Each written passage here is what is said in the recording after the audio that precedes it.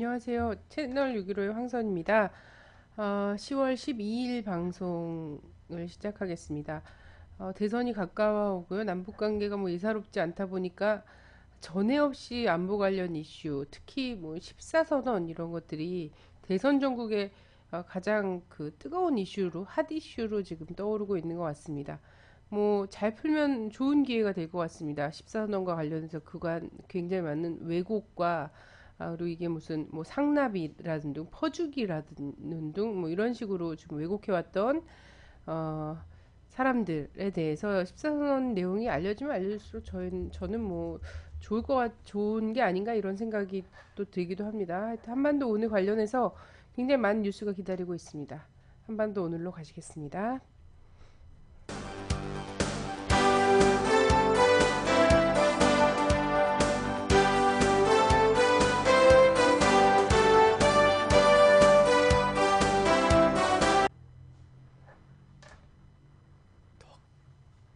네. 예, 오늘 한반도 오늘 도와주시려고요. 동북아의문의 문경환 대표님 나오셨습니다. 안녕하세요. 안녕하세요. 예. 감기 안 걸리셨어요? 일교차가 굉장히 크더라고요. 걸렸다가 다 네. 나았습니다, 지금. 그래요. 저는 좀 오래 가네요. 왜 체격과 체력은 같지 않으니까. 이런. 자, 대선이 다가와서인지 이번 주에 안보 관련 이슈가 많습니다. 아마 저는 끝까지 이번에 많을 것 같아요. 대선 네, 끝날 때까지 끝날 많을 것 때까지. 같습니다. 그래서 뭐 지금 뭐 탈북 사건이 지금 계속 줄을 이어서 뭐 터지고 있고요. 그래서 댓글들에는 드디어 이제 선거의 계절이 돌아왔구나. 이런 얘기들이 음, 의뢰 좀 나오고 있기도 한데요. 이번 주에는 이른바 노크 귀순 사건이 좀 뜨거워요. 네. 이게 무슨 사건입니까? 노크 귀순. 예, 최근에 그 이제 서쪽에서도 한 명이 이제 두 명의 상관을 사살하고 내려온 사건이 있었는데, 강원도에서 또 이제 한 명의 북한군 병사가 내려온 사건이 있었습니다. 근데 좀 재밌는 게 일단은 강원도 고성 22사단이었고요. 그 GOP 전방 초소로 북한군 병사가 넘어왔다고 하는데 저녁에 이제 철조망들을 넘어서 이 그 소초라고 합니다. 그러니까 소초는 뭐냐면 초소하고 소초하고 다른데 초소는 경계를 서는 곳이고 소초는 경계를 선 사람들이 와서 이제 생활하는 곳입니다. 소초에 와가지고 노크를 해가지고 귀순하러 왔다라고 알려줘서 귀순이 됐다는 거죠. 그래서 이게 원래는 귀순한 당일날 바로 공개된 건 아니었고요. 국정감사 기간에 이제 합참의장이 그 질문에 대답을 하면서 그 밝혀진 그런 내용입니다. 네. 근데 이게 의혹이 한두 가지가 아니다. 뭐 얘기를 하고 있죠. 막 예, 뭐 그렇습니다. 허술했다. 책임론부터 해서 가능한 일이냐 뭐 이런 예. 얘기까지. 그럼 뭐 이름부터가 노크 기순이라고 하는 것부터가 상당히 이제 좀 풍자한 얘기인데, 전투기 귀순 이런 거 뭐 옛날에 이웅평 씨 뭐 이런 네, 거 그런 좀 거 난리 있었죠. 났던 적 있었는데 요즘은 노크 귀순. 예. 그러니까 이게 좀 황당한 게 귀순을 이제 하러 왔는데 보통 북한군이 철책을 넘어서 넘어오면 이걸 모를 수가 없는 거 아닙니까? 그리고 이 철책을 넘었다라는 것도 지금 자료 사진을 한번 좀 보시면 이해하기 쉬운데요. 저 자료 사진입니다. 좀 작긴 한데 그 철책이 정말 많아요. 군사 분계선에. 북에서 남으로 넘어오려면 최소한 4개의 철책을 넘어야 됩니다. 근데 철조망의 높이가 3, 4m 정도 되고요. 철조망이 그냥 철조망이 아니고 위쪽에는 그 둥글게 원통형으로 이렇게 말려 있는 그런 철조망이 아주 폭이 크게 있기 때문에 저걸 아무런 장비 없이 일반인이 쉽게 넘을 수가 결코 없는 그런 겁니다. 그리고 전류가 흐르는 전기 철조망도 있고요.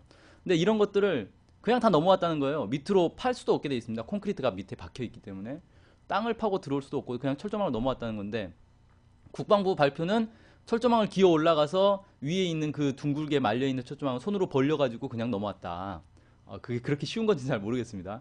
어쨌든 그렇게 넘어와가지고 아무런 경계 초소에서 아무런 이제 발각도 되지 않고 다 넘어온 다음에 소초까지 와가지고 한 50분 정도를 그 헤맸다 그래요. 처음에 이제 그 다른 곳에 가가지고 노크를 했는데 대답이 없으니까 또 다른 곳에 가가지고 노크를 해서 그 이제 귀순이 성공했다 뭐 이렇게 나오고 있는데 CCTV에도 전혀 찍히지 않았고요. CCTV가 정말 웃긴 게 뭐냐면 정상적으로 작동을 하다가 그 북한군이 오는 그 장면, 그 시간대만 녹화가 또 안 됐다는 거예요, 이상하게. 천안함 생각이 나네요. 예. POD 동영상이 다 곧, 녹화가 되다가 예, 하필이면 거기만 녹화가 안 네, 되는 그런 정말 희한한. 그래서 지금 이렇게 보면 야, 북한군 병사는 정말 대단하다. 저 철장을 저렇게 쉽게 넘고 들키지도 않고 CCTV에도 안 찍히는 스텔스 병사가 드디어 탄생한 게 아닌가. 네, 그래서 투명 네, 병사군요. 그렇죠. 투명 어뢰도 있고 투명 잠수함도 있더니. 네. 그래서 네. 이게 너무 좀 황당해서 지금 뭐 국정감사까지 들어가고 있고요. 이게 도대체 말이 되는 상황인가? 네, 발각도 되지 않고 노크를 해서야 겨우 알아챘다는 정말 있을 수 없는 일이 지금 발생한 겁니다. 네. 남북 남북 관계와 관련해서 지금 진실을 밝혀야 될 것이 이번 정권 들어서 굉장히 많이 쌓였어요. 네, 예, 미스테리 사건들이 예, 너무 예, 많죠. 그렇습니다. 자, 이 어떻게 이런 일이 있을 수 있는가? 네, 일단은 지금 네, 이제 국내에서는 군의 경계가 얼마나 허술하길래 이런 일이 발생하느냐로 질타를 하고 있습니다. 네, 예, 근데 경계가 물론 허술해서 그렇게 된 걸 수도 있는데 실제로 이게 아무리 경계가 허술하다고 해도 그렇게 철조망을 쉽게 넘을 수가 있는지 아무런 장비가 없었거든요. 장비도 없이 그렇게 쉽게 넘을 수 있는지 그리고 소초 앞에 와서 노크를 할 때까지 전혀 발각이 되지 않을 수가 있는지 그리고 CCTV는 왜 그때만 녹화가 안 된 건지 이런 의혹들을 놓고 볼 때 여러 가지 지금 루머들이 돌고 있죠.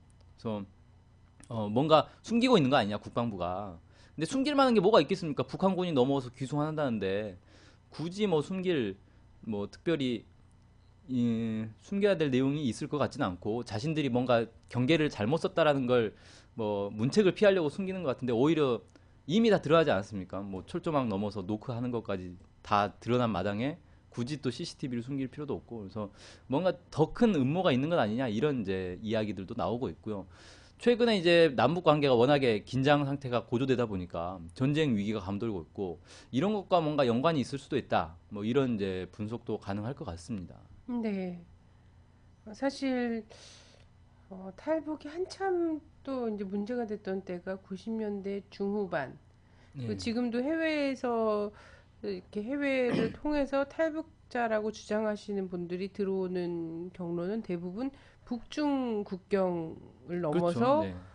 그 약간 떠도는 생활을 하다가 그리고 남쪽과 관련된 혹은 미국과 관련된 기관을 만나서 들어오지 않습니까? 네.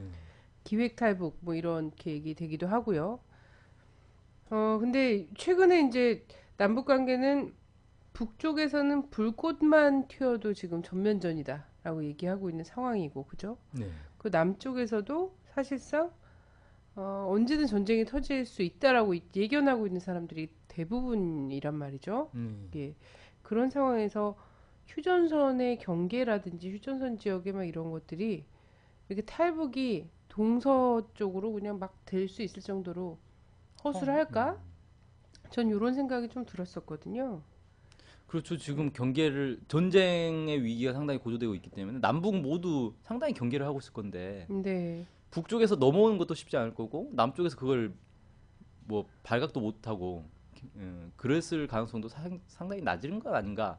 그렇죠. 왜냐면 지금 이제 최근에 국방부 지금 조금 뒤에 이제 얘기가 나올 것 같아요. 국방부의 최근 반응들을 보면은 국민들을 좀 이제 광우병 쇠고기 수입에 반대한다거나 한미 FTA에 반대한다거나 뭐 이런 사람들 흔히 그냥 종북 좌파라고 찍힌 이런 국민들은 주적으로 간주해야 된다라고 정신교육 예, 교환이 교육. 있지 않습니까? 네.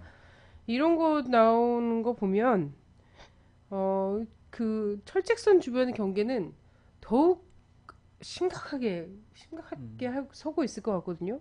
그렇죠. 국민들 머릿속까지 지금 그래서 국민들도 주적이면 사살할 수 있다는 거 아닙니까? 그죠? 민간인은 적으로 간주할 수 없게 되어 있는 국제적 합의에도 불구하고 이런 상황이잖아요. 네. 그런데 철책선이 이렇게 쉽게 뚫린다.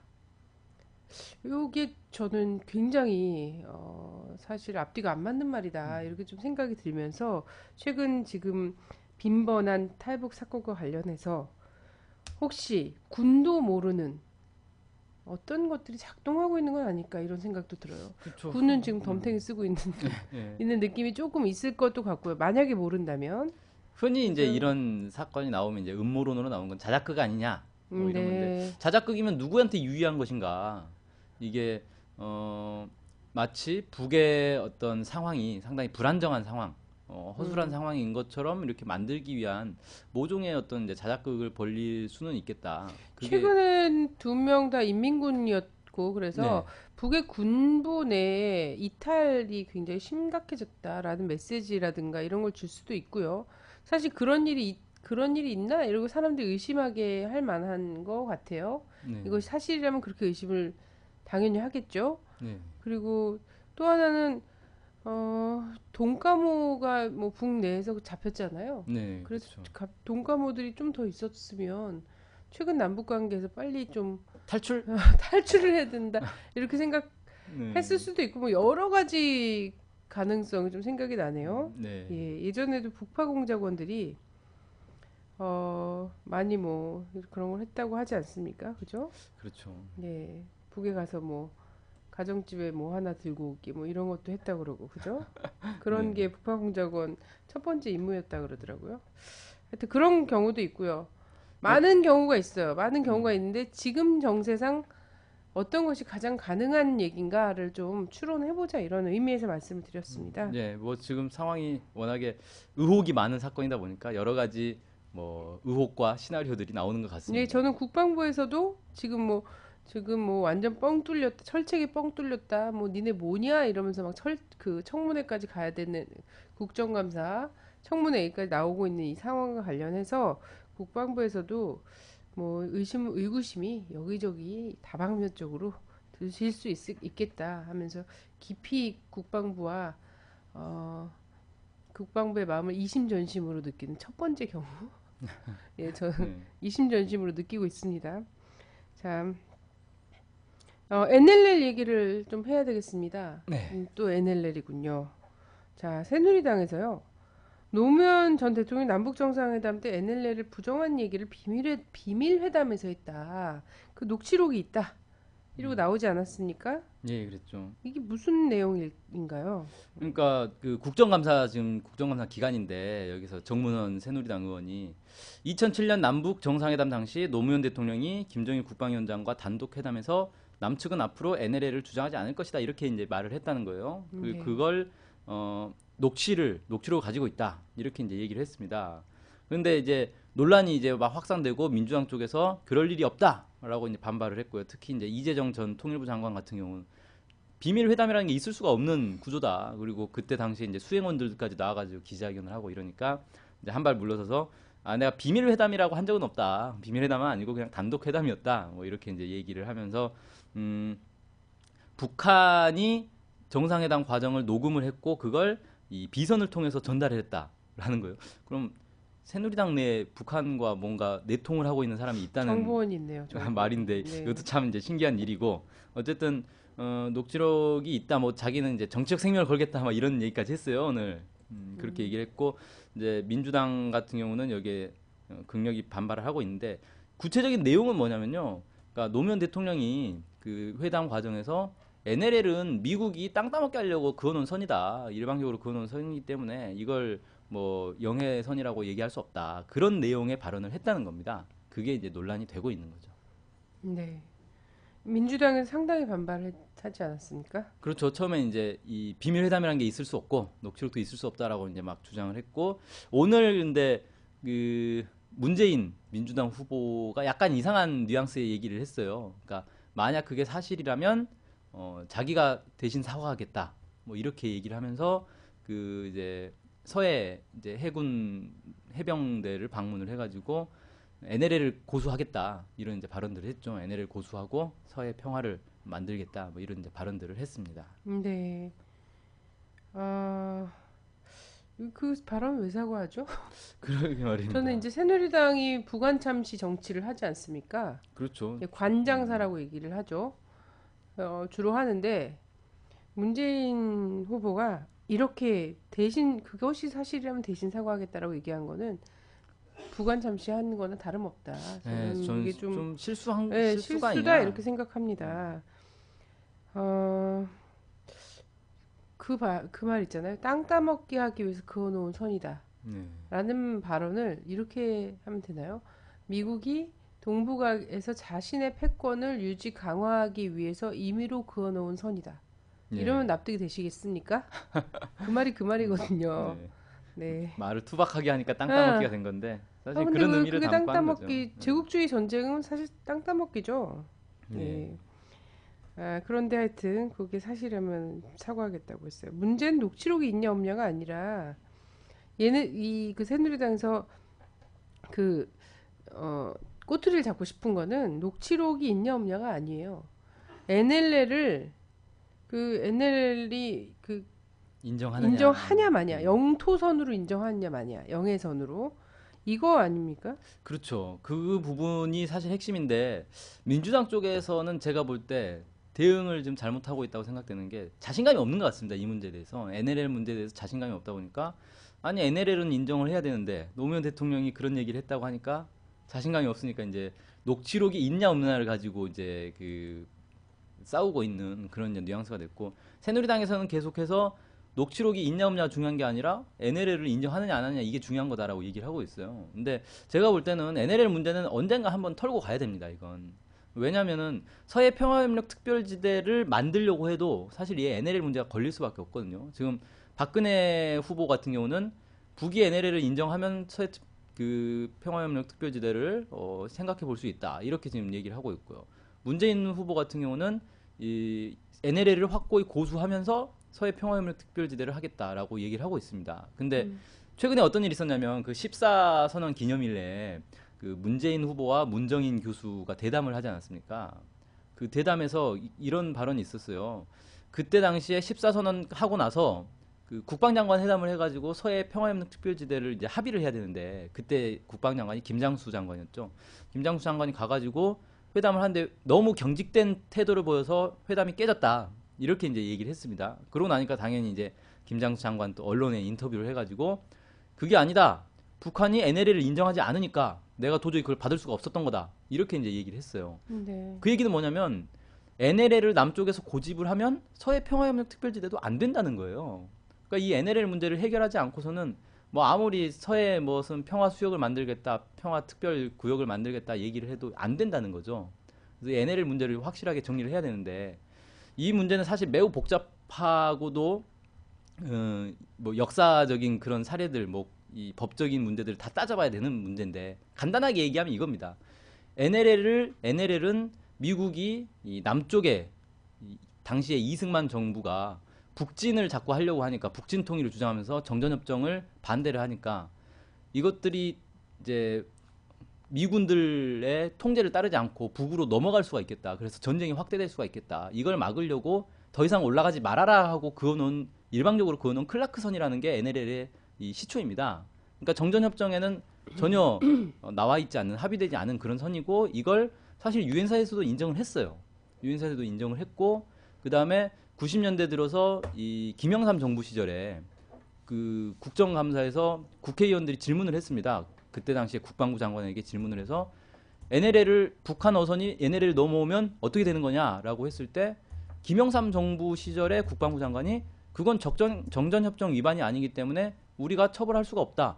이렇게 답변을 한 게 있습니다. 그러니까 이미 보수 세력들도 NLL이 합법적인 선이 아니라는 걸 알고 있는 거예요. 근데 이게 느닷없이 90년대 말, 2000년대 들어서 갑자기 부각이 돼가지고 NLL이 영토선이냐 아니냐를 가지고 다툼을 하는 그런 이제 상황이 된 거죠. 그래서 이런 역사적 맥락에서 좀 살펴볼 때 법적으로 따져보면 국제법적으로 아무 근거가 없다는 겁니다. 정전협정에도 나와 있지 않고 심지어 이제 92년도에 있었던 남북 기본 합의서에서는 이 서해 영해선을 확정하기 위한 협의를 해야 된다라고 명시를 했어요. 그 얘기는 합의가 안 돼 있다는 거잖아요. 합의를 하기 위해서 협의를 해야 되는 거니까 합의가 안 돼 있던 거고 그게 그 이후로 남북 사이에 어떤 합의문에도 서해 영해선을 이걸로 하자, NLL을 인정하자 그런 합의들이 없었기 때문에 지금 법적인 근거는 전혀 없는 겁니다. 그걸 노무현 대통령이 얘기한 거고요. 그러면 그러니까 실제 얘기를 했는지 안 했는지는 알 수가 없지만 실제 녹취록이 있다 하더라도 그 발언은 노무현 대통령의 그 발언은 맞는 말이라는 거예요. 틀린 말이 절대 아니다. 그걸 가지고 오히려 민주당 쪽에서 이런 학자들을 불러 모아다가 그게 맞다라는 걸 증명을 하는 게 저는 맞다고 보는데 왜 이를 이상하게 푸는지 좀 이해가 되지 않습니다. 네. 뭐 채팅방이 뜨겁네요. 아, 네. 다행입니다. 네. NLL 얘기에서 사실 뭐 NLL을 이해하는 거는 어, 한국 사회에서 어려운 일인 것 같아요. 그 둘러싼 것은 네. 이것을 이해하는 것은 그 제가 예전에 그런 경험이 있어요. 좀 이제 2007년이었을 겁니다. 2008년도에 네, 그때 당시 이제 노무현 정부 시절 2007년이군요. 노무현 정부 시절이었는데 네, 그때 이제 TV 토론에 나간 적이 있어요. 제가 이제 그냥 방청석 질문을 하러 이제 나간 거였는데 그때 그 국방연구소에 있는 한 박사가 있었는데 네, 그 사람한테 질문을 했거든요. 이런 질문했는데 그 사람이 무슨 얘기를 했냐면요. NLL에 대해서 얘기하는 사람들은 다 처벌을 해야 된다. 음, 그런 얘기를 했어요. NLL은 언급을 말아야 된다. 음, 이건 국가관의 문제다. 이렇게 얘기를 하더라고요. 그러니까 네, NLL 자체를 논의를 해가지고 여러 이견들이 있고 의혹들이 있으면 뭐 전문가들 데려다가 학자들 데려다가 논의를 해서 깔끔하게 정리를 해야 되는데 그걸 안 하겠다는 거예요. 무조건 밀어붙이기식으로 논의하는 것 자체를 금지하고 NLL을 인정하지 않는 사람들 다 처벌하고 이렇게 이제 나가버리는 거죠. 그건 제가 볼 때는 오히려 지금의 뭐 국방부라든지 아니면 이 수구 세력들은 논리가 없어서 그런 거 아니냐. 논리가 있으면 자기들이 설득하면 되는 거 아닙니까? 근데 네. 논리가 없고 근거가 없으니까 NLL에 대해서는 일부러 함구하고 있는 네. 그런 상황이다. 뭐 이렇게 생각이 듭니다. 동해에서 해상 경계선이 결정된 것도 전쟁이 끝나고 나서 한참 뒤의 일이지 않습니까? 그렇죠. 60년대에 들어서서 푸에블로 사건이라는 것을 거치면서 네. 동해에서 동해상의 해상 경계선이 결정이 됐어요. 근데 서해는 그게 쉽지 않았다는 거죠.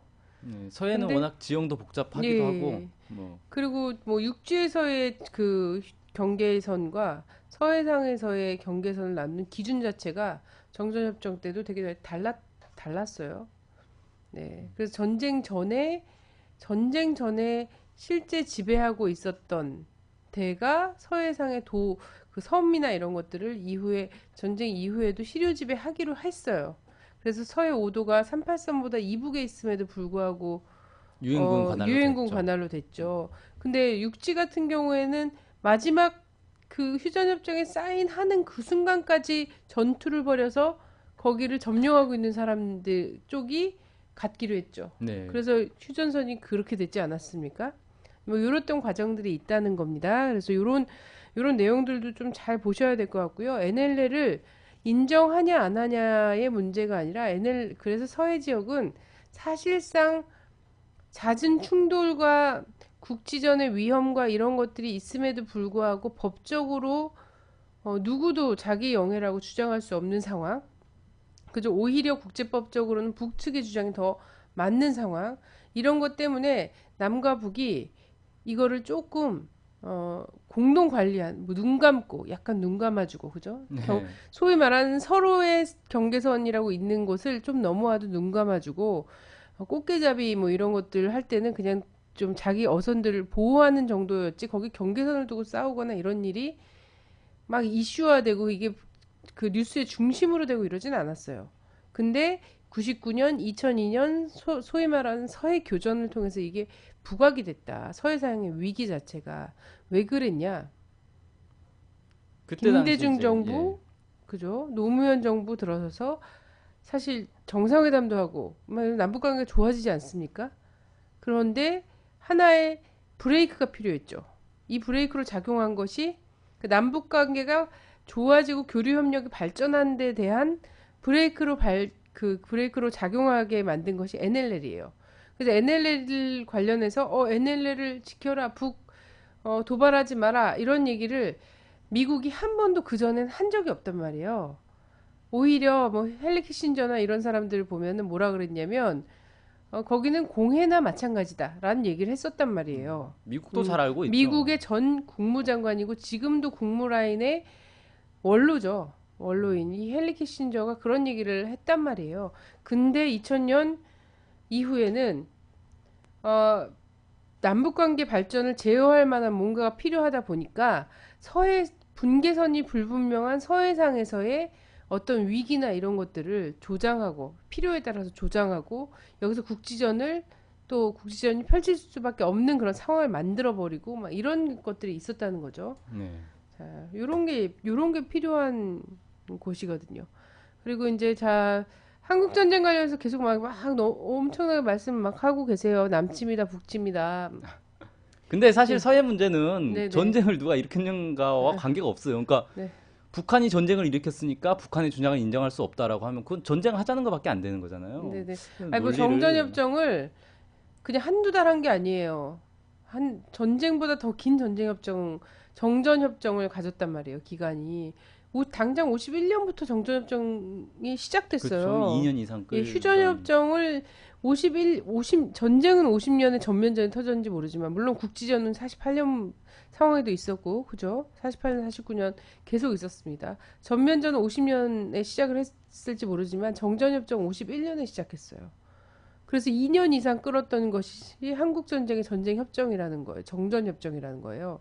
그래서 정전협정이 누가 전쟁을 일으켰으니까 니네 국으로 입 다물고서 우리가 하는 대로 해. 이게 아니었다는 거예요. 정전협정을 했다는 건 아무도 이긴 사람이 없다는 거예요. 아무도 책임질 사람이 없다라는 거예요. 지금 상태가 그런 상황이다라는 겁니다. 그래서 요거를 좀 잘 봐야 되고요. 또 하나는 도올 선생님이 언젠가 MBC인가에서 강연하신 게 있더라고요. 동아시아 30년 전쟁사. 예, 음, 그거 한번 찾아보시고 그걸 좀 그 강의를 들어보시고 한국 전쟁에 대한 어떤 세계적 구도 속에서 이 한국 전쟁이라는 것이 발생했는지 도올 선생님의 동아시아 전쟁 30년 전쟁 동아시아 30년 전쟁인가 하여튼 요런 제목으로 MBC에서 강연한 게 있습니다. 광주 MBC인가에서 참고하시기 바랍니다. 네. 네. 음, 자, 미사일 사거리 연장 관련해서 또 남북 사이에 긴장이 엄청나게 고조되고 있지 않습니까? 네. 이게 일단은 이제 미사일 사거리 연장이라는 거, 미사일 협상이라는 거, 이게 어떤 건지 좀 말씀을 해주시죠, 내용을. 네. 일단 그 한미 미사일 지침이라는 게 있습니다. 근데 그 용어가 사실은 이게 참 애매한 용어가 됐는데 뭐냐면은 박정희 정부 시절에 박정희 정부 임기 말년에 이제 핵과 미사일 개발을 했다라는 게 이제 뭐 공공연한 비밀이 되지 않았습니까? 근데 미국은 자신들이 전 세계의 어떤 핵과 미사일을 통제하고 싶은 그런 이제 욕심이 있기 때문에 박정희 정부가 이 북한에 대응하겠다면서 미사일을 개발한 거를 못하게 막았어요. 그러면서 압력을 가했죠. 너네 미사일 개발하지 말아라. 그래서 미사일을 아예 못 개발하게 한 건 아니고 미사일은 뭐 이미 있는 거니까 그때 이제 미사일을 사거리를 연장하고 더 무거운, 더 크고 무거운 더 화력이 센 미사일을 개발하려고 하는 걸 통제를 했던 거죠. 그렇게 해서 압력을 가해서 각서를 받아냅니다. 그래서 그 박정희 정부가 사거리가 몇 킬로미터 이상의 미사일은 개발하지 않겠습니다라고 각서를 써서 미국에게 줘요. 그래서 미국이 그걸 받습니다. 그게 이제 한미 미사일 지침의 어떤 시초가 된 거죠. 그러니까 이게 한미 간의 어떤 협상과 합의를 통해 가지고 합의문으로 나오는 게 아니고요. 한국 정부가 일방적으로 각서를 써서 미국에게 주는 형식으로 됩니다. 2000년에 한번 이 논란이 벌어져 가지고 연장을 해야 된다라고 해서 180km에서 200km로 연장을 한 적이 있습니다. 이거 이렇게 됐고 이번에는 800km로 대폭 늘어났죠. 300km에서 800km로 대폭 늘어났는데 이번에도 북미 간의 어떤 합의문이나 뭐 협정문이 발표된 게 아니고요. 한국 정부가 800km로 늘리겠습니다라고 해서 편지를 써서 미국에게 전달한 거예요. 미국이 그걸 받아들고 동의한다 이렇게 해준 거죠. 그러니까 윤허를 한 거네요, 예, 진짜 윤허를 한 윤허. 거죠. 참 웃기는 거예요. 협상을 하는 것 자체도 웃기는 거잖아요. 한국이 미사일을 사거리를 몇 킬로미터로 하든 그건 한국 정부가 판단할 일인데 미국과 협상을 해가지고 합의한다는 건데 그것도 웃긴 건데 실제 이제 내용상으로 그렇게 되겠지만 형식상으로는 우리가 이렇게 하고 싶은데 될까요? 라고 편지를 보내서 미국이 허락을 해주는 너무나 이 주종 관계가 확실히 드러나는 그런 이제 협정인데 어쨌든 그 내용을 보면 탄도미사일, 그러니까 미사일은 크게 두 가지 종류가 있죠. 순항미사일과 탄도미사일인데 순항미사일은 지금도 1000km 넘는 미사일들이 있습니다. 근데 순항미사일의 이제 단점이 뭐냐면 이 무게를 많이 늘릴 수가 없어요. 그럼 너무 무거워져서 날아갈 수가 없으니까. 그리고 속도가 상당히 느립니다. 그래서 요격하기가 매우 쉽습니다. 그래서 순항미사일이 이제 그런 단점이 있고 정말 파괴력이 강한 미사일을 만들고 싶으면 탄도미사일을 만들어야 되거든요. 탄도미사일은 무게를 상당히 많이 늘릴 수도 있고 그 다음에 속도가 빠르기 때문에 요격도 하기 어렵고 그래서 탄도미사일이 더 이제 무서운 무기다라고 볼 수 있는데 이 탄도미사일의 사거리를 300km에서 800km로 대폭 늘렸고 탄두 중량은 현행대로 500kg을 유지를 하는데 이게 좀 재밌는 게 뭐냐면은 사거리와 중량을 연계를 시켜가지고 중량을 줄이면 사거리를 늘릴 수 있고 사거리를 줄이면 중량을 늘릴 수 있게 이렇게 조정을 해놨습니다. 이렇게 이제 재밌게 개정을 좀 했고요. 그 다음에 재밌게? 재밌게라는 네, 표현이 좀 재밌네. 부적절한가요? 네. 음, 어쨌든 탄도미사일과 함께 또 하나는 무인 비행기에 대해서도 무인 비행기에 장착할 수 있는 무게를 5톤까지 늘리는 그런 이제 것을 합의를 했는데 무인 비행기 같은 경우는 무인 비행기에 무기를 장착해가지고 날려보내면 사실상 이건 미사일이 되는 거거든요. 그대로 공격을 하면 되는 거니까. 그래서 편법을 써서 사실상 미사일을 더 이렇게 확장시킬 수 있는 그런 이제 합의까지 이루어졌습니다. 어쨌든 이게 이제 발표된 내용이죠. 네. 이거 갖고서는 와, 그 미사일 주권의 회복, 뭐 회복이 아니라 확장의 주권의 확장이다. 막 네, 참 뭐 어이가 환영 없습니다. 일색인 그 정당들도 있었어요. 진짜 심각한 거죠. 여야를 이거야말로 막론하고 예. 예, 이거야말로 정말 이런 초보적인 군 주권도 없구나. 편지 써서 윤호해 주십시오. 이렇게 하고선 또 해야 되는 거잖아요. 그래서 사실상 군사 주권의 부재를 본인들이 아주 가장 역력히 느끼는 그 순간이어야지 될 텐데 이렇게 했어요. 그리고 환영 일색이었어요. 이런 데가 한국의 정치를 책임지고 있었다는 게 참 슬픕니다. 뭐 유일하게 예, 이제 반대 환영하지 않고 비판을 했던 데가 이제 통합진보당 예, 네, 그 이정희 후보 대선 이제 경선 후보죠. 예, 네, 그쪽에서만 반대를 했고 네, 나머지는 뭐 모두 찬성의 입장을 밝힌 것으로 그렇게 네. 언론에 보도되고 있더라고요. 예, 그렇습니다. 자, 이게 근데 국제적으로도 어쨌든 뭐 뉴스가 되고 있지 않습니까? 그렇죠. 일단은 탄도 미사일이라는 게 워낙에 그 상당히 많은 파괴력을 가진 그런 미사일로 발전할 수가 있기 때문에 이 국제 전략적으로 상당히 민감하게 반응할 수밖에 없습니다. 그래서 주변국들이 다들 이제 반대의 입장을 밝히고 있는데 800km면 한국에서는 북한 전역을 커버한다 이렇게 얘기를 하지만 사실 북한 전역을 커버하려면 당연히 러시아와 중국, 일본이 포괄이 돼버리는 거거든요. 그럼 네, 주변국들은 우리한테까지 쏠 수 있겠네라는 판단을 할 수밖에 없겠죠. 네, 그래서 일단 러시아 정부가 이 한미 양국이 한국의 미사일 사거리 연장에 합의한 데 대해 한반도 정세를 악화시킬 수 있는 조치다. 이렇게 하면서 비판적 입장을 표명을 했습니다. 외무부 대변인 논평을 내서 이렇게 얘기를 했고요. 중국도 그 외교부 대변인이 얘기를 해서 이 한반도 평화 안정에 더욱 유리한 일을 하기를 희망한다라고 하면서 음, 간접적으로 이제 거부감을 표시를 했고요. 일본도 좀 부정적인 입장을 밝혔다. 뭐 이렇게 나오고 있습니다. 그래서 주변국들은 일단 다 부정적인 입장을 밝히고 있고 미국은 이제 어, 유능한 예, 당사자니까. 백악관 이제 브리핑을 통해서 이 잘된 일이다. 뭐 북한을 견제하기 위해서 한 일이다. 이렇게 이제 얘기를 하고 있습니다. 네, 자, 그래요. 아니, 최근에 그런 것도 있더라고요. 프랑스의 신임 대통령이 네. 이 동북아에서 군사적 충돌 위험이 너무 높다. 이런 발언을 했더라고요. 프랑스까지. 네네. 근데 전 세계가 사실상 한국에서는 중동이 위험하다 뭐 이렇게 얘기를 하고 중동의 위기, 뭐 세계 전쟁은 중동에서 날 것처럼 얘기하지만 전 세계가 상당히 이 한반도 주변을 지금 위태롭게 쳐다보고 있다라는 것을 좀 알아야 될 것 같습니다. 네. 네. 북도 당연히 반발을 했죠. 그렇죠. 북한 네. 뭐 이건 대놓고 북한을 대상으로 하는 이 무기 확장이었다라고 밝혔기 때문에 북한이 당연히 이제 반발할 수밖에 없는데 일단은 9일 날 북한의 국방위원회 대변인이 성명을 발표를 했는데 거기에 이제 좀 이 충격적인 이제 발언이 나왔습니다.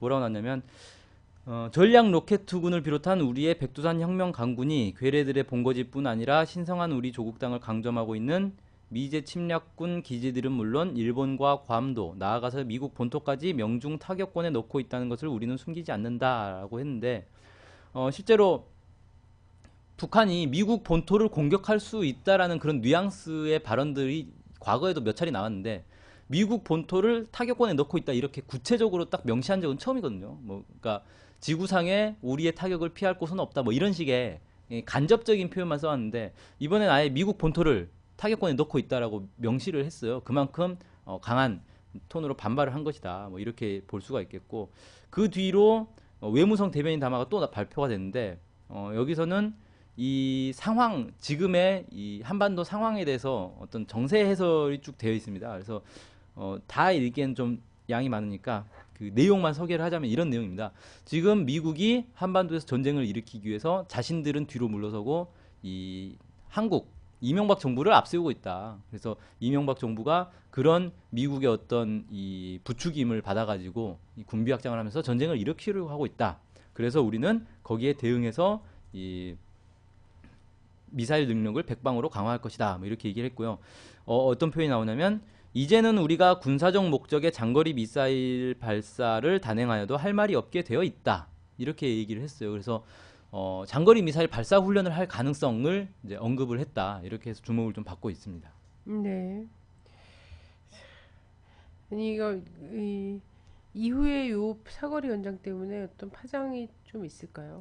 예, 일단 네. 두 가지로 좀 찾아볼 수 있는데 이명박 대통령은 빨리 실전 배치해야 된다고 또 예. 거기서 또 막 발까지 동동 예, 굴렀더라고요. 미사일과 그 네. 이 무인 비행기를 빨리 실전 배치하라 이렇게 얘기를 했고 네. 국방부에서는 5년 내에 이 개발을 해서 실전 배치를 하겠다라고 했는데 실제로 기술이 있기 때문에 더 빠른 시간에 할 수 있을 것이다 이렇게 이제 이런 뉘앙스의 발언을 했어요. 그래서 상당히 빠른 시간 내에 이 개발들이 완료되고 배치가 되지 않겠나 뭐 이렇게 좀 보여지고요.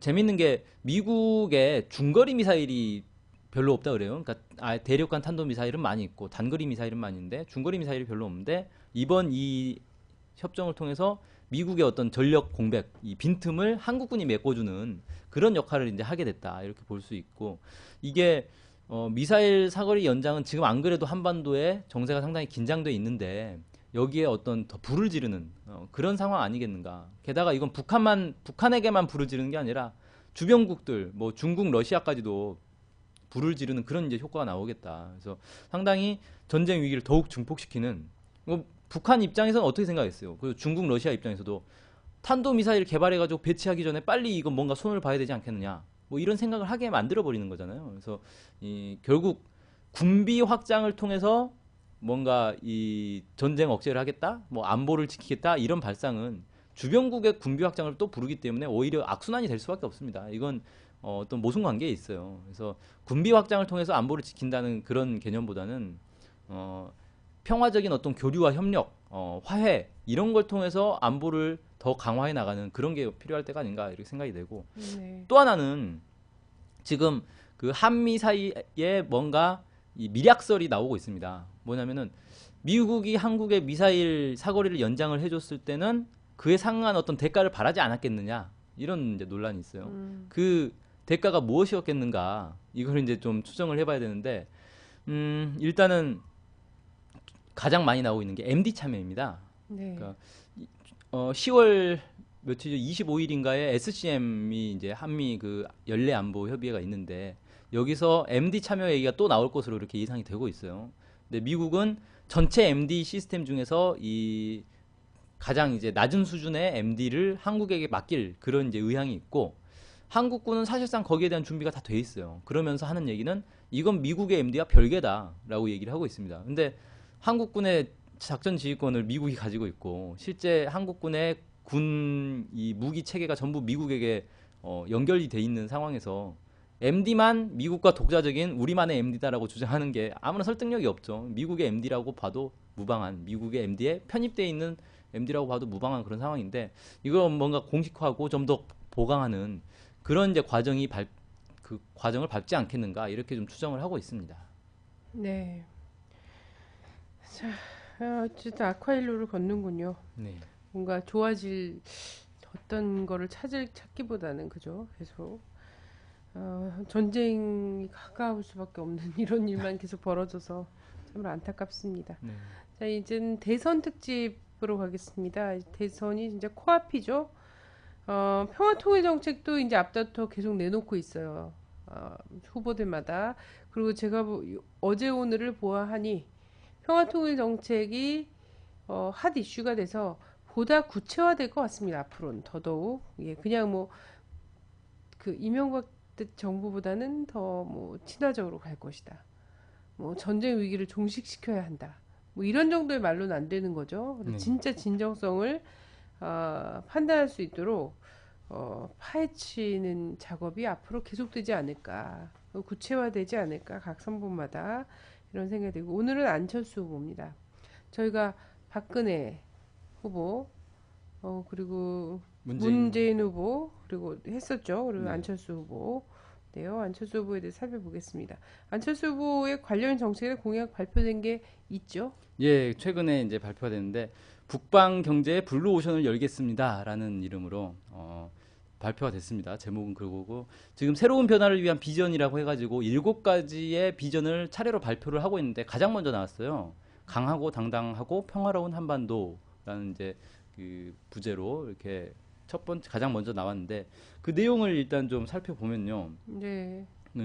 보면 이제 제목에서도 북방 경제 블루오션을 열겠습니다라는 제목에서 이제 알 수 있듯이 경제 영역에서 북방 경제 하면 가장 떠오르는 게 하나 있지 않습니까? 좀 오래되긴 했는데 노태우 때 네. 북방 정책 이렇게 해가지고 러시아랑 수교 맺고 중국이랑 수교 맺고 막 그랬었죠. 포철 가고 막 예. 이랬죠. 예. 그런 게 이제 떠오르는 그런 이제 표현이에요. 어떻게 이렇게 됐는데 북방 경제 3대 추진 기조라고 해서 중소기업 육성, 지역 균형 발전, 개방형 발전 전략 해가지고 쉽게 말해서 이겁니다. 북방 경제라는 건 북한뿐만 아니라 중국, 러시아까지 포괄을 해서 여기에 어떤 북방 경제 영토를 확대시키고 여기에 중소기업들을 파견을 보내가지고 육성을 하겠다. 뭐 이렇게 이제 얘기를 하면서 이 북방 경제로 한국 경제의 새로운 이막을 개막할 것이다. 이렇게 이제 기조를 잡았고요.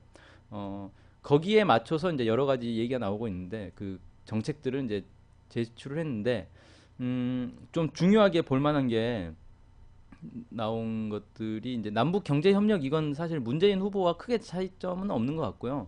좀 주목해서 볼 만한 게 이제 북방 경제 3대 사업이라고 해서 발표한 게 대륙 철도 연결을 중심으로 도로와 해운이 결합하는 이 복합 물류망을 구축하겠다. 뭐 이게 하나 있고요. 네. 그다음에 그러니까 이거는 저기 아닙니까 경의선 연결 그걸 네. 얘기를 하는 거죠. 그다음에 북방 자원 에너지 실크로드 건설. 그래서 러시아의 가스관 연결하는 것, 그다음에 북한의 이제 여러 가지 자원들을 개발하는 것 이런 것들을 이제 얘기를 하고 있고요. 세 번째로는 남북의 농업을 살리는 북방 농업 협력 추진이라고 있는데 이게 좀 특이한데 이게 잘 보시면 재밌는 얘기가 있습니다. 러시아의 연해주에 광활한 토지를 임차를 해서 거기에 한국의 농업 기술과 자본을 투자를 하고 북한의 노동력을 결합을 시켜서 해외 농업 기지를 건설하겠다라는 내용이에요. 이게 예전에도 한번 나왔던 얘기이긴 하죠. 네, 그렇죠. 근데 재밌는 거는 이제 어, 러시아와 북한 사이에 사실 이 협정이 작년에 맺어졌어요. 그래서 네. 연해주에 북한이 농장을 이렇게 개발하는 걸 네. 합의가 됐는데 이걸 이제 사실상 거기에 한국의 자본이 끼어들겠다라는 얘기가 되는 거거든요. 그래서 네네. 이제 그런 것들은 이제 좀 발표를 했다. 뭐 이런 게 좀 특이한 내용입니다. 사실상 네. 어떻게 평가하시죠? 먼저 평가를 들어봐야 될 것 같아요. 예, 제가 막 평가하려고 그랬어요. 평가를 네. 일단 들어보면요. 큰 틀에서는 문재인의 어떤 남북 경제 연합 이 공약에서 북방 경제로 좀 확장된 판이다. 그러니까 문재인의 남북 경제 연합의 동북아 확장판 이렇게 좀 볼 수 있을 것 같아요. 그래서 경제 협력 위주로 그렇게 짜여져 있고 기본적인 내용은 아무래도 이 북한의 어떤 이 낙후된 경제를 남쪽의 자본이 투입이 돼가지고 개발하려는 그런 방향으로 되어 있기 때문에 현실성에서 과연 이게 가능하겠는가라는 고민이 드는 게 첫 번째로 경제 협력, 남북 경제 협력의 문제는 경제 영역에서만 풀 수 있는 게 아니거든요. 정치, 군사 영역에서 풀리지 않으면 풀리지 않는 부분이 있습니다. 예를 들면 경의선 연결도 결국 안 됐잖아요. 왜 안 됐느냐? 미군이 그걸 방해를 했어요. 그래서 안 된 겁니다. 그러니까 북미 간의 어떤 이 협상을 통해 가지고 뭔가 풀리지 않으면 남북 사이에 경의선 연결하고 싶어도 군사 분계선은 유엔사 관할로 돼 있고 유엔사는 사실상 미군이기 때문에 미군이 허락을 안 해주면 연결을 할 수가 없는 그런 상황이다. 개성공단도 마찬가지죠. 개성공단을 발전을 시키려면 여기에 지금 개성공단에 주로 입점한 기업들이 뭐 냄비 만들고 청바지 만들고 이런 데 아닙니까? 바지 만들고 이런 데인데 여기에 좀 더 이렇게 더 다양한 산업들이 들어가려고 해도 미국에서 그걸 막아버리는 거예요. 그 적성 국가의 어떤 전략 그 물자를 반입할 수 없다라고 해서 컴퓨터도 못 들어가게 하고 심지어 유리도 못 들어가게 하고 이래 버리니까 개성공단을 발전을 시키고 싶은데 이게 안 되는 거예요. 결국은 정치 군사적으로 해결이 되지 않으면 경제 협력도 잘 될 수가 없다. 이게 분명히 이 지난 국민의 정부와 이 참여 정부의 어떤 교훈이다. 이렇게 얘기할 수 있는데 여기에 대해서는 아무런 평가가 없는 거죠. 교훈을 못 찾은 거죠. 그래서 정치 군사적인 얘기는 쏙 빼버리고 경제 영역에서만 얘기를 하고 있는 게 이제 한 가지 큰 이제 단점이다라고 볼 수 있겠고 또 하나는 이 내용을 자세히 보면은 이런 경제 협력을 통해서 북한을 변화시키겠다 이런 내용이 나와요. 그럼 북한 입장에서 그걸 받겠냐 이거죠. 자기를 변화시키기 위해서 남쪽에 자본들이 몰려 들어온다? 이거 절대 안 받는 거예요.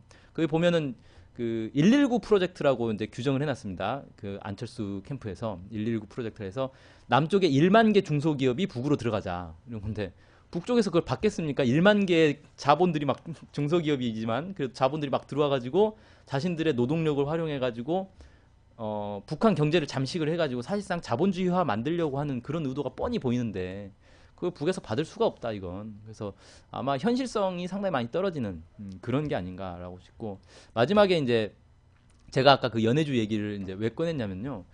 이게 한국의 농업은 그럼 어떻게 하려고 그러는 건가라는 고민이 들더라고요. 지금 안 그래도 한국의 이 농촌에서 쌀을 재배를 해도 다 팔리지가 않아가지고 창고에 막 가득 쌓이고 있지 않습니까? 그리고 쌀은 이제 식당에서 쓰는 쌀은 중국산 쌀, 뭐 미국산 쌀 이런 거 쓰고 있고 싼 쌀을 쓰고 있고 이런 상황에서 한국의 농업에 대해서는 대책이 없는데 연해주에 가가지고 그 광활한 농토에다가 농장을 만들어가지고 농사를 짓는다. 그러면 한국 농업은 망한다는 거거든요. 망하라는 거거든요. 농업 자본이 다 한국에서 빠져가지고 다 연해주로 가버리고 그 농민들을 한국의 농민들을 데려가는 게 아니라 북한 노동력을 이용해서 농사를 짓겠다. 이래버리면 사실상 한국 농민들은 다 죽으라는 얘기가 되는 거죠. 그래서 여기에 대해서는 어떤 대책을 지금 가지고 있는지 아직 농업 정책은 발표가 안 됐으니까 혹시 뭐 특기할 만한 대안이 있을지는 모르겠지만 좀 약간 우려가 되는 그런 측면이 있다. 네. 이렇게 좀 분석해 보겠습니다. 네. 저는 그냥 그런 생각이 들었습니다. 말씀하신 것처럼 평화 통일 정책이라기보다는 역시 그 평화적으로 분단을 관리할 수 있다고 생각하는 게 아닌가. 네, 그런 게 예. 근데 사실 이 지금 휴전 상태인 나라에서는 평화적으로 분단을 관리하기가 어렵죠. 왜냐면 아주 사소한 사실 개성공단이 굉장히 많은 중소기업이 의욕적으로 들어갔음에도 불구하고 남북 사이의 정치 군사적 문제가 풀리지 않음으로써 거의 개점 휴업 상태가 됐지 않습니까? 그래서 거기 막 사장님들이 막 쓰러지고 이랬어요. 그렇죠. 그래서 경제적으로 뭔가 만 개의 중소기업을 때려놓고 이런다고 해서 이게 남북관계 풀리지 않는다는 거예요. 늘 수도 없을 뿐만 아니라. 근데 평화통일 정책이라기보다 그래서 분단의 평화적 관리 이런 것들을 혹시나 꿈꾸고 있는 건 아닌지 이런 생각과 함께 이거는 통일 정책이라기보다는 경제발전 계획 같다. 네, 네, 이게 네. 그 안철수 캠프에 경제발전 뭐 5개년 여러 팀이 계획이 뭐 이런 있겠지만 건가? 경제팀에서 만든 건지 대북 정책팀에서 만든 건지 알 수가 없는. 아니 대북정책팀 들어가신 분들 보면 쟁쟁해요. 아, 제가 그렇죠. 보기에 예, 네. 쟁쟁한데 그분들 평소에 이렇게 말씀하실 분들이 아니거든요. 근데 왜 이런 그 통일 정책이 나왔을까? 경제개발 계획이나 다름이 없는 것을 들고 평화통일 정책이라고 이야기한다. 그리고 저는 가장 깜짝 놀랐던 게 북핵 폐기하면 어, 북핵 폐기하면 그다음에 뭐였죠? 뭐가 있었는데 그, 아, 일단 북핵 네, 폐기하라 이게 딱 네. 있었어요. 선액 폐기는 정말 네, 그리고 단골 나서 메뉴입니다. 육자회담도 할 수 있고 뭐 어쩌고저쩌고 막 이렇게 하면은 이제 다 하겠다 이렇게 얘기했는데 그러면서 14선언과 9.19 성명을 얘기를 했어요. 네. 예, 그죠. 제 기억이 하다고 봅니다. 근데 9.19 성명과 14선언을 다시 한번 보셔야 한다. 거기는 선액 폐기론이 전혀 없다라는 겁니다. 그죠? 그렇죠. 9.19 공동성명의 기본은 행동이기 때문에 핵을 먼저 네네. 폐기하라고 얘기할 수가 없어요. 그러면 이명박이 그 주장하다가 지금 이렇게까지 된 거예요.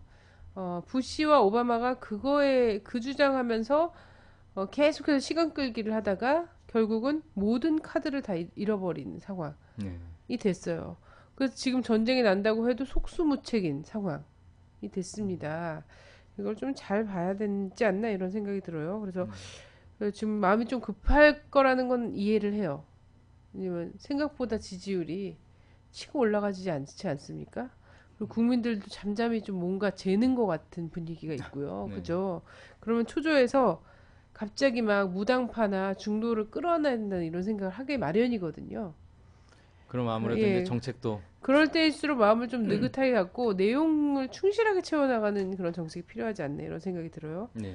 근데 하여튼 이런 대북 정책, 경제개발 몇 개년 계획을 보는 소위 말하는 산업화 시대, 박정희 시대죠. 네. 그때 당시에 나왔던 쏟아지던 경제개발 몇 개년 계획을 보는 것 같은 이런 대북 정책이 입안이 된 거는 안철수 후보 본인이 혹시 근본적으로 대북과는 좀 문제가 있는 거 아닌가? 전에 이런 생각이 들었거든요. 그러면서 전에 탈북자 예, 뭐 무슨 그 기자회견할 때도 시위에 나왔잖아요. 참가를 한 적이 있죠. 그 보면은 네, 이제 안철수의 생각이라는 책이 있지 않습니까? 걱정스럽습니다. 예, 예. 예, 그 안철수의 생각이라는 책을 보면은 대북관에 대해서 좀 엿볼 수 있는 대목들이 있습니다. 제가 몇 가지를 좀 네, 따와봤는데, 어, 이런 얘기가 있어요. 북한의 급변 사태가 불가능한 이유가 뭐냐? 네, 기존 생존 미비로 주민들이 변화를 모색할 틈이 없다. 네, 그러니까 너무 못 사니까 북한 네, 주민들이 이 급변 사태를 일으킬 뭐 그러니까 어떤 변화를 생각할 수 있는 틈이 없다. 먹고 살기에 너무 급급해서 네, 그렇게 얘기를 하고 있어요. 예. 그다음에 앞으로도 북한 붕괴는 없을 것이다. 뭐 이렇게 얘기를 하면서 뭐라고 했냐면 SNS가 보급이 되지 않고 있기 때문에 음. 이 북한은 붕괴할 수가 없다. 아유, 그러면 4.19나 사사방쟁이나 4.19나 5.18 네. 이런 때는 SNS의 힘으로 민중이 봉기했나? 그렇죠. 그러니까 이걸 통해서 볼 때 네, 기본적으로 안철수 이 후보의 이 예, 대북관이라는 건 북한은 엄청나게 못 살고 정말 붕괴하기 직전인데 SNS가 없어가지고 붕괴를 안 하고 있는 그런 네, 나라. 그런 나라랑 뭘 할 수 있겠습니까? 그냥 네. 여기 어디 그냥 투자나 해가지고 돈이나 좀 벌 수 있을까? 이 정도밖에 생각을 못 하는 거죠. 그러면은 삥은 뜯을 수 있다라고 보는 건가요? 그런 SNS가 없기 때문에. 네. 저는 그런 표현이 제가 사실 그 책을 다 읽지 않았습니다. 네. 읽지 않아서 그런지 모르지만 근데 우리 하여튼 청년들이 책을 많이 사봤잖아요. 네. 예, 생각 책을 많이 사봤어요. 그거 보고 되게 좋다고 막 그러더라고요. 네. 뭐, 좋은 부분도 있겠죠. 예, 아니 네. 좋은 부분도 있을 수 있어요. 왜냐면 박근혜 씨의 자서전이라든가 이명박의 자서전, 음. 김우중 씨의 세계 넓고 할 일은 많다 이런 수준의 자서전들만 쭉 보다가 안철수 씨 거 보고 이러면은 이게 또 새롭고 이럴 수도 있거든요. 네. 그리고 좋은 내용도 성공하고 많이 있습니다. 싶고 네. IT 분야의 성공자고 그래서 뭐 그럴 수도 있을 것 같은데 뭐 기본적으로 전반 저는 예. 독서 수준도 다시 한번 좀 상향될 필요도 있겠고요. 하여튼 그렇습니다. SNS가 그런 거에 척도는 아니라고 보고요. 미국이 엄청나게 발전된 나라게요. 그래서 민주주의가. 결국은 이제 북한의 현실을 정확하게 인식해야 사실 올바른 대북 정책이 나올 수가 있는데 그러지 못하다 보니까 자꾸 이제 이 좀 편향된 왜곡된 부족한 대북 정책이 나오고 있는 게 아닌가 뭐 이렇게 좀 정리를 해볼 수 있겠습니다. 네네.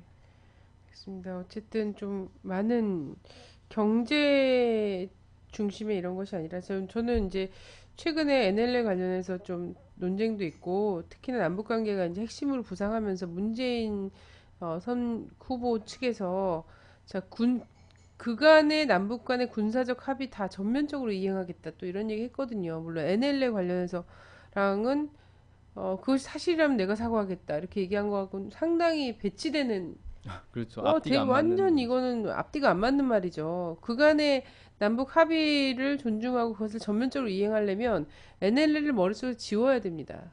그리고 뭘 놔둬야 돼? 서해상의 네, 평화 평화의 무기를 수역을 놔둬야죠. 네, 두어야 돼요. 이것이 가장 높은 수준의 정상 간의 합의였고 가장 최근의 합의였습니다.